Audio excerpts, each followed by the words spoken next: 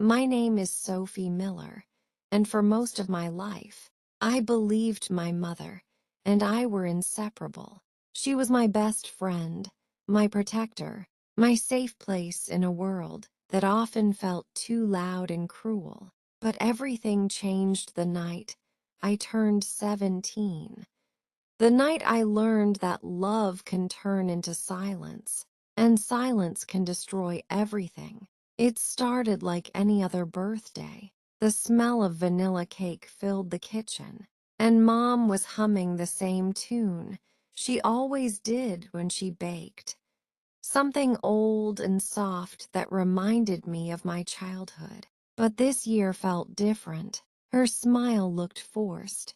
Her eyes were tired. I tried to ignore it.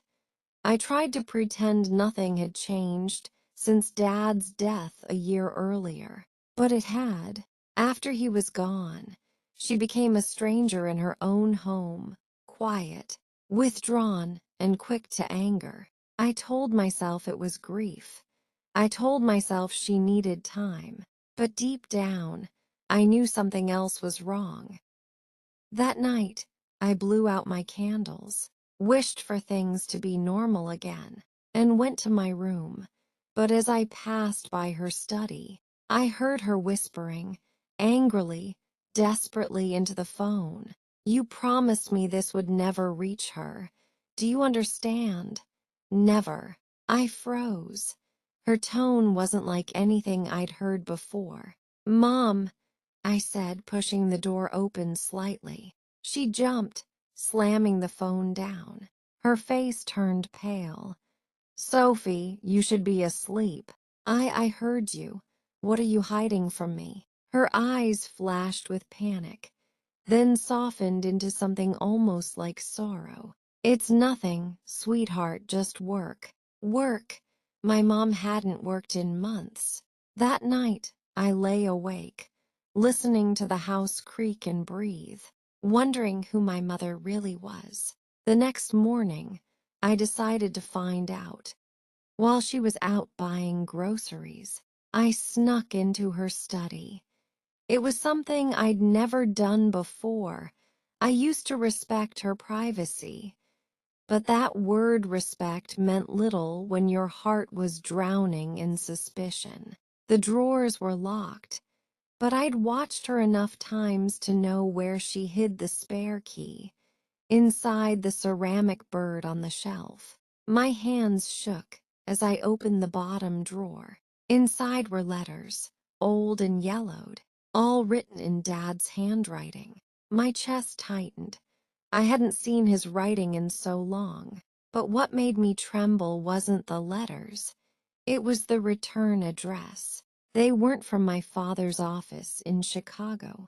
They were from Hollowbrook Correctional Facility, a prison. For a moment, I couldn't breathe. My father in prison. I tore one open. "I know you think this will protect her, but she deserves to know the truth. I can't keep living like this, Mary." Mary, Mom's name. I kept reading. Each letter told a story I'd never heard. My father's arrest, his plea to tell me the truth, her refusal. By the time I finished the last letter, tears blurred the ink.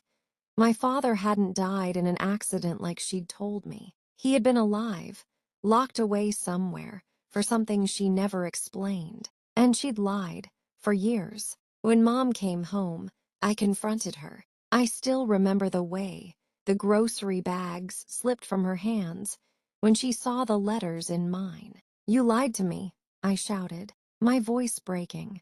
"He's alive. He's in prison. Why didn't you tell me?" She didn't speak. Her lips trembled, and her eyes filled with something between guilt and fear. "Because," she whispered, "I was trying to protect you." Protect me from what? Her silence was an answer in itself. That night, I packed my bag. I couldn't look at her. Every photo on the wall, every corner of the house, felt like part of the lie. She begged me not to go, but anger burned too deep. I slammed the door behind me. I stayed with my friend Rachel for a week, ignoring every call from Mom.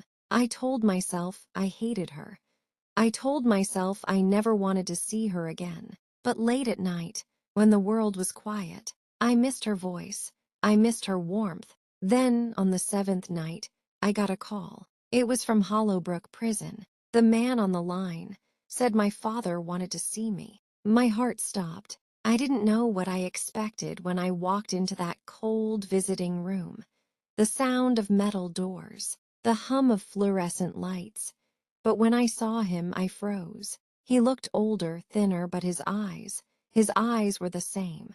"Sophie," he said softly, "you've grown." I wanted to hate him too, but I couldn't. "Why are you here?" I asked. He sighed.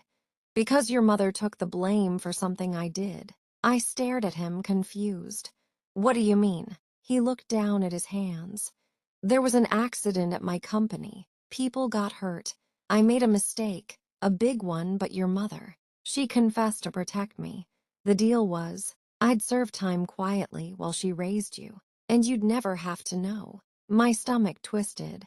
So all those letters were me begging her to tell you the truth. But she thought it would ruin your childhood. I didn't know whether to cry or scream. Everything I'd believed, every memory, suddenly felt tainted. When I got home, I found Mom sitting in the living room, holding one of my childhood photo albums. Her eyes lifted when she saw me. "You saw him," she said quietly. I nodded. "I'm sorry," she whispered. "I thought if I could keep you safe from the ugliness, it would all be worth it. I thought I could carry it alone." For the first time, I noticed the lines on her face, the exhaustion in her eyes. She wasn't a villain. She was a mother trying to carry too much. Still, anger lingered. "I needed you to trust me," I said, "not protect me like I was a child." She nodded slowly, tears spilling down her cheeks. "I know," she said, "and I'll spend the rest of my life earning that trust back." It's been 3 years since that day. Mom and I talk every morning now. Dad is still in prison, but we visit him together every few months. The first few times were awkward, but now there's healing in the air, fragile but real. Sometimes when I think back to that night, my 17th birthday, I still feel a flicker of that anger. But now it's softer. Because I understand something I didn't then. Parents aren't perfect. They break. They hide. They lie. Not because they don't love us, but because sometimes love makes people foolishly brave. And though I was angry at Mom once, I've learned that forgiveness doesn't erase the past. It just helps you carry it with a little less pain.